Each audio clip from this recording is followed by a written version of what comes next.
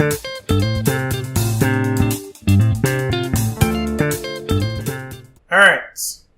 right. So, we were talking about techno. Yep. Yeah. You gave us a little bit of backstory, and it pretty much bleeds right into what our main topic is supposed to be for today, which is like Africans and crime and criminology and all that jazz. Yeah. So, I guess we can like pick up where we left off a little bit. Yeah, we can. I mean, I think it was really interesting, right? Because when everyone heard that techno was in trouble, I think the first thing is you can get in trouble for that. Like, that's a thing to get in trouble for. I don't think I was shocked. No? Or maybe it's because it's Nigeria. Is that what you're saying? Because here it's a thing, like public indecency. Of course. But like, I'm assuming he didn't have like the permits. They were just like, we want to do this video. We're going to roll up in Lekki and do our thing. Right. And because it's midnight, nobody should disturb us. Whereas here, if you did the same thing, I'm pretty sure you would have issues if you don't have the paperwork to back it. That's true. I mean, I didn't really think about the whole permit angle. I was just thinking for more of like... just the morality of it. Exactly. It seems like something more born out of morality than actual like you're disturbing people. Like if it was just dancers, period, and not strippers that were half naked. Exactly. They probably wouldn't have had the same girls are half naked reaction every day, everywhere, anyway. Right? Like what's the big deal? But I thought it was interesting. And then also coming off the back of the whole Naira Marley thing with the getting arrested. It just seems like it's becoming more common. At least there's a couple more people where it's like artists, young people are getting in trouble with the law. Right. Which living here, we know is kind of a theme or an association that is unfortunately made with Africans, Nigerians more specifically, but Africans in general anyway, where it's like, oh, Africans, criminals, be careful, watch out for them. And you know what? I feel like I totally agree with you on where you're going with this, but I feel like Africans don't get a bad rap when it comes to like super violent offenses or things of this sort. It's more like the fraudulent behavior. And even that, I feel like people who might speak about it passingly are never really thinking of it in like a large scale, or like these are people who are going to go to blue collar jail because of it. They're just like, they kind of laugh it off, like, oh, I got an email from a Nigerian prince. And I feel like a lot of times they feel removed from it. Like, these are Africans that are still in Africa that are behind the screen. Right. I feel like when people like meet me and I say I'm Nigerian, I don't feel like 419 flashes on my forehead. Right, I agree. Although I will say, like, when they're thinking about it, they're probably like, oh, there's two reasons I know Nigerians. One, they're, like, super smart and everywhere. And, like, you know, do good things academically or, like, professionally. But then they also think, like, but their counterparts are also, like, the ones that are trying to scam me on Amazon or whatever. I feel like it's, like, that's awesome. No, I think you're right. I think it's both. Both exist. Yeah. I think I'm kind of interested in why does the one exist? Or, like, is it fair that it does exist, right? Because we know that it exists. We know that there's Nigerians that do that. They do 419 and all that stuff. Yeah. But is it as prevalent as it seems? Is it as prevalent as it's made out to be? And if it is, why is it? Like, what conditions makes it more, right? Because why is it something that's tied to Nigerians or Africans? Like, we're not, you know. Because you're right. I don't really, can you think of any other, like, group that gets that rap? Like, the fraudsters and maybe like Italians, but I also only think of that like because of the mobsters. Yeah, exactly. I don't even think of it as like you're, defrauding people. I think that in a kind of twisted way, a lot of parts of the world have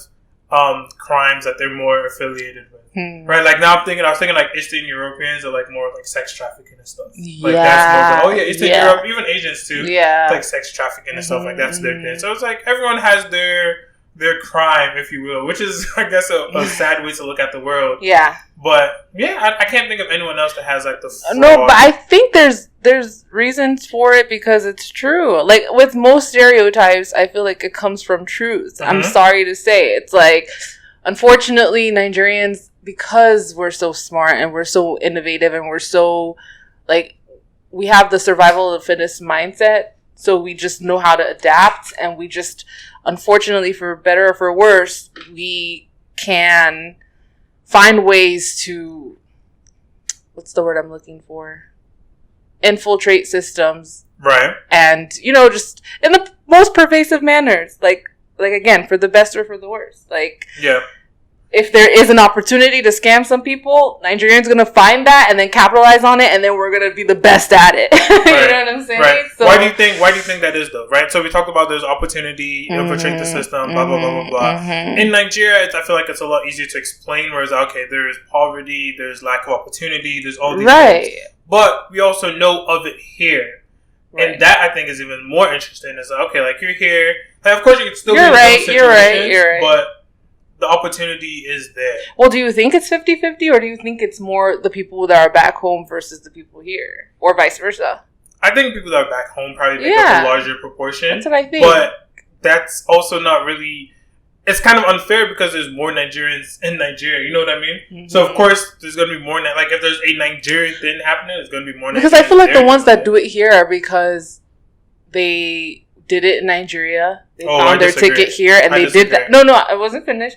They either did it in Nigeria, they found their ticket here, and continued here. That's one option. And then the other options are people who have connections to people who do it and, like, have learned from it and somehow have, like, taken on that themselves. I don't necessarily think it's just a random Nigerian kid who was born here that, like, knows. So, of course, I think that I think you're walking this line of, like, okay, like, of course they're gonna learn it from someone. Like, usually it's not one of those things you just do by yourself in isolation. Usually there's a group element to it. Yeah. But there are people here that are doing it here. Like, they didn't do it in Nigeria. I agree, but I feel like what I'm saying is, like, I don't know, maybe it's because this is my experience and the experience of those who are around me for the most part, but, like, I know for a fact that Nigerians, especially the elders in Nigerian households, are so academically driven and so, like, push it down your throat that you have to do it the right way, if you will, and, like, the way to get to,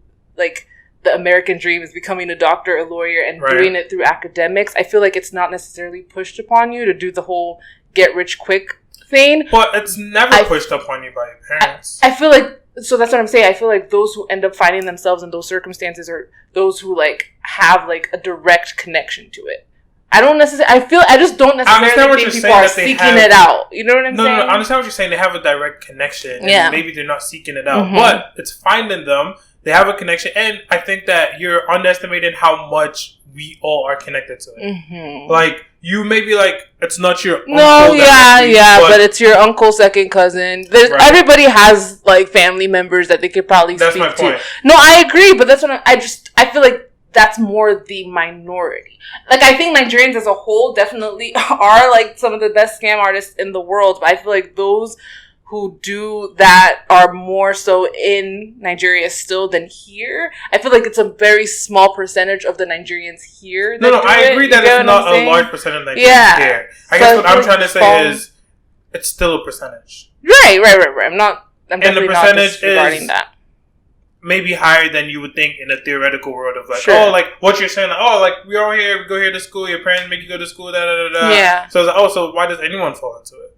Because it's not just a matter of, like, oh, which is why I was going back to, like, I feel like it's either you did it already, and you came here and continue. I'm talking about for those who do it here. Or you did it already and came here and continued it. Or, like, you found yourself amongst people who are very immersed in that. And so that's how you pick it up. I put way more credence into being around people than you. I don't think people are coming here from doing it. Like, of course, sure. I'm just saying it's one of two ways. I don't really look at that as, like, I would say more people that do it here just do it here. Just, like, it's not a matter of it's not something they imported. I guess is what I'm trying to say. So what I'm trying to get to is what conditions are necessary for you to then, right? So of course, like, you could be around it, but just being around it itself is not going to make you do something, right? It's not going to. It's like being a criminal. Just being around crime doesn't make you a criminal. Well, I feel like some people are also just inclined to do it because, like, they want to get rich quick. They want that, like, immediate validation. They don't want to spend the 15 years it takes to become a doctor. You know what I mean? Right. Of, like, post high school, a pursuit of, you know, that degree. So I'm just, like, I feel like it's more about who you are. And, like, again, if you have, like, if you see that opportunity is right there and the access to it, then you take advantage of it. I agree with that partially. But you don't put any credence into, like, the environment shapes you a little bit. Like, it's just, you are who you are. No, I'm saying it's both. I'm saying it's nature and nurture. It's like naturally you already inclined. Like I'm someone who's not inclined to do things that will get me in trouble. I'm kind of it's like I'm a mixture of a rule follower and rebellious to a certain extent, but rule follower in the sense that I will not do anything that's going to put me in like deep shit. Like I'm not going to do anything that's going to get me in jail or anything. I'm going to pay my taxes type of person. That's my personality type. You know what I'm saying? So even if I'm around people who are scammers and are inclined to do that, I probably won't find myself in that situation. Most likely, I don't know. Obviously, this is also I think it's an interesting conversation. I think you're giving I don't want to say you're giving yourself too much credit. But I'm also going to say because I'm middle class and I was going to add that like I'm also speaking from a point where I don't need to do it. Like if you're naturally inclined to do it, if you have that like survival instinct in you and you don't have the like things you need in order to allow for your survival in like the easiest form, you're going to pursue it, especially if you see people around you who are doing that. Like, you don't see people who are maybe working at McDonald's or whatever they need to do or working the 4 jobs. They're just doing their scamming thing, making good money and able to drive a Benz. You're probably going to do that. If you came from a household where it's like, go to school. My mom's working 3 jobs so I can go to school. And I don't really see many influences of scamming around me. I probably won't necessarily go seek for it, especially if your natural instinct isn't already like get rich quick. So kind of going along with the scamming thing, and do you think it's kind of accepted in our culture? And when I say kind of, like I don't want to say kind of. Do you think it's accepted in our culture of like do what you have to do to get by? Like in our generation, in the younger generation, maybe not our parents so much. No, I think you get a side eye look if you're about that life. Okay. What do you think? I mean, I think you get the side eye, but I think that it's generally accepted. Like, I mean, of course, like, now since we're going to say most people that are doing it, if we're making this assumption, right, are in Nigeria, I think that it's very much accepted of, like... Maybe, I was also speaking from here. So, in Nigeria, I feel like, yes, it is accepted, but that's because, like, the opportunities are so limited, and people are, like, kind of like how bribery has become, like, the norm. Yeah. It's like, it's frowned upon, but like expected at the same damn time. Right. So it kind of, to me, seems like my theory, or what I think, is that because it's a bloodless crime, the way we see it, it's one of those things that's like, okay, it's a bloodless crime, so who's the victim? Like we're far removed from the victim. Exactly. That you kind of tell yourself there is no victim. Right. Right. And it's actually interesting. It's like the stupid person that put their credit card information and gave me their credit card information, whatever. Exactly. Like it's kind of on you, whatever. Exactly. Figure it out with your bank. Talking about the Trevor Noah book that I read or listened to, and a little part he talked about, it was a part in his life that he was kind of involved in crime, but he didn't think of it as crime because all he would do was like, someone would bring something that they stole, they would give it to him, he would buy it from them for like dirt cheap and he would sell it. Right. But he looked at it as like, I don't know where they got it from, I'm not involved in that process, I'm just selling stuff. But obviously he had revelation, something happened that made him realize that like, he wasn't... No, I definitely 100% think it's been accepted in our... But again, I feel like here though, people realize like, you have so many opportunities, you could have done this or that. It's like... I don't necessarily so you think it's treated the same here. So we're looking at you differently based on where you are. I feel like I definitely think so. Okay. And also where the family you come from. So if your family in Nigeria is like heavy into scamming and you're doing it here, I also don't think people are looking at you that crazy over here. Do you think it's fair? That what? That we look at it differently? I think it's just a product of the environment. Like I don't think it's unfair. I think it's almost like, okay, like in Nigeria, if you're trying to like fly or whatever, take a trip, and you want to like pack some fish in your suitcase, you slide the people checking your stuff a couple $100 naira and you keep it moving. If you try to do that shit here, it's not going to be treated the same. Like even if your wife in Nigeria is standing next to you seeing you doing it, is not mad at you, but here she'd be like, what the fuck are you doing?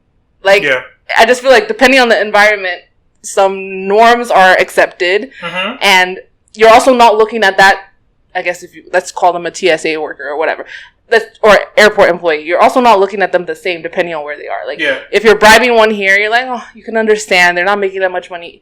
Or not here, sorry, in Nigeria. Okay. But if you're bribing one here, you're like, what are you doing? Like, you need to be doing your job. Like, you have your safety to worry about, blah, blah, blah. Well, you just kind of reminded me. So there's this theory, I forget what it's called, but there's a theory that if you want to stop bigger crimes from happening, let's say, you need to stamp out all little crimes. Like, don't let the little things go by because you make it acceptable, then it builds up. Do you subscribe to that? 100%, because, like, the reason bribery has become such a norm on higher levels, like, in terms of, like, government officials and things like that, is because you're allowing it on the lower levels. Like, police officers are government workers to a certain extent, and you're bribing the police officer to let you go when you hit somebody's car or you're speeding or whatever. So how can you not expect the same to occur when you're doing it for, like, a contract? Like, it's gonna, you know, fish rots from the head up, down, or whatever that saying is. Is that the saying? I've never heard that before, but I like that though. Yeah. So it's like,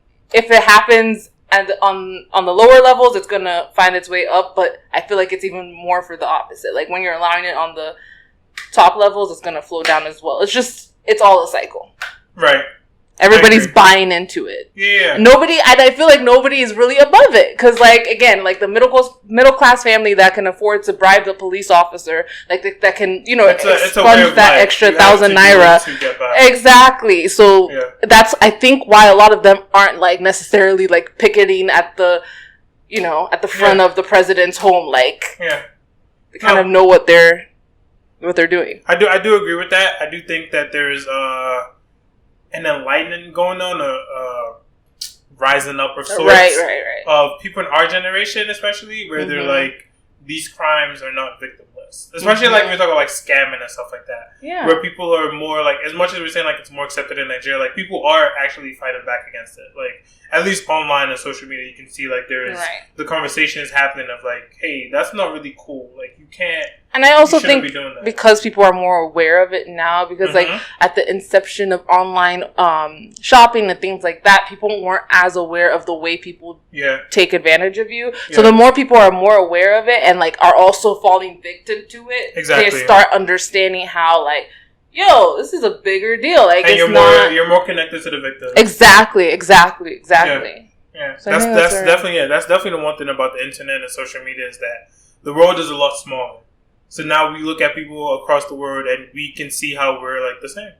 We laugh at the same meme, so like that could be me if I end up going to the like chill. Right. So, exactly. Okay. But I think it is interesting how like that's I feel like the major crime that like Africans deal with. I don't necessarily think we have as much to worry about when it comes to like safety as you would expect here, if you will. Random murders and stuff like that. Right. Yeah, I do have one last question so we can kind of wrap this up. Do you think that there is a connection to the kinds of problems we have and the kinds of crimes we have? Meaning, in America, let's say, like a developed country, a developed world, Western world, they have different kinds of crimes. Yeah. But they have different kinds of problems. They don't have, like, they're not looking for water and food like we are. Electricity. Right. So their problems are, like, they have those things and, like, now they have time to be depressed. And isn't that funny how the more privileged you are, the more violent you become? I feel like the less privileged you are, you're not worried about, like, your wife cheating on you, so I'm gonna, like, kill her or strangle her to death, or, like, I'm not worried about, like, massively shooting a bunch of immigrants just looking for a better life because I understand what it means to look for a better life. When you're so privileged, you're so tunnel vision, you can't really empathize with people who are going through X, Y, and Z, and then you start acting out in violent ways. So I definitely think, the more you have, the more pervasive crimes become. Yeah. Oh my God. You just keep making me think of more things. Anyway, I mean, is that all you kind of want to talk about when it comes to Africans and criminology? Yeah, I think so. You're good there? Come back to it another time. Yeah, for sure. I didn't think that was a good conversation. I agree. So, shout out.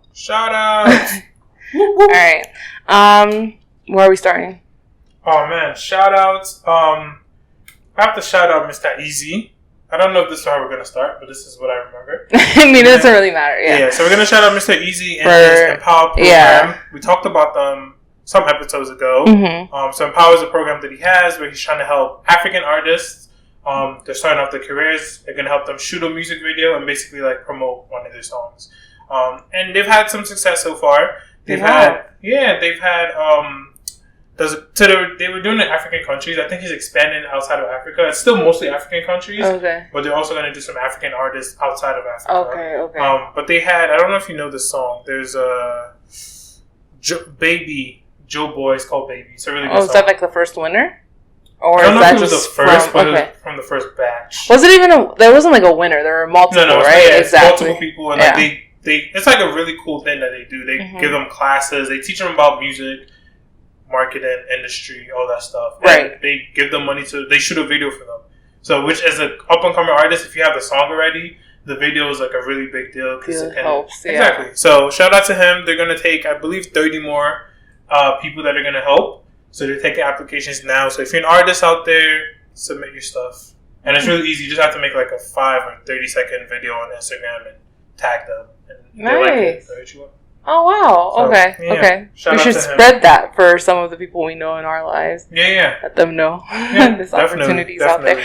Okay, and then secondly, we wanted to shout out Sudan, following up on our last episode when we shouted them out for, making some moves when it came to this matter, but they now have like a whole new constitution in place. It was signed yesterday. Yesterday being Saturday, the 17th, I believe. I wrote it down somewhere. Right. And this is like only a few months out. I mean, this is definitely years and years coming, but I bring up the fact that it's only a few months out from like the major protests that were going out to say like it's just amazing to see the response and the fact that it's finally getting them where they wanted to be. Yeah, they're definitely making progress. I mean, there's still, up until last week, there's still people getting killed here and there, but fortunately it's kind of part of the struggle, and we're just happy that there is progress. There's something that has been signed, written, agreed upon by the people that the people want. Right. So hopefully, because I know with any movement, there's always going to be some losses. But I mean, it's great to see that they're actually getting some benefits out of it, and those losses aren't in vain. Yep. And rest in peace. Yeah, rest in peace to everyone that lost their lives as part of that struggle. Hopefully, it's not in vain. Right. And a lot more comes of it. And exactly. Generations of families can enjoy. From their pain, I guess. Right. And also in that same vein, DJ Arafat, who's an African artist, DJ, very popular. I want to say he's from the Ivory Coast. One of the leaders of the Coupe de Calais movements. He passed away last week, a motorcycle accident. He was known for loving motorcycles. So rest in peace to him. I know a lot of Africans were in mourning during the week because it was very random, very sad. I mean, middle of the night accident. You don't expect something like that. Exactly. So rest in peace to him, and prayers up. Exactly, prayers up. Nipsey's birthday was this week. That too, yeah. So, we're just going to remember him because we love Nipsey. And exactly. Yeah, just be safe out there, guys. Ditto. Any other shout-outs? No, I think we can end it there on a high note. Yeah. Be safe out there and hustle and motivate. Exactly.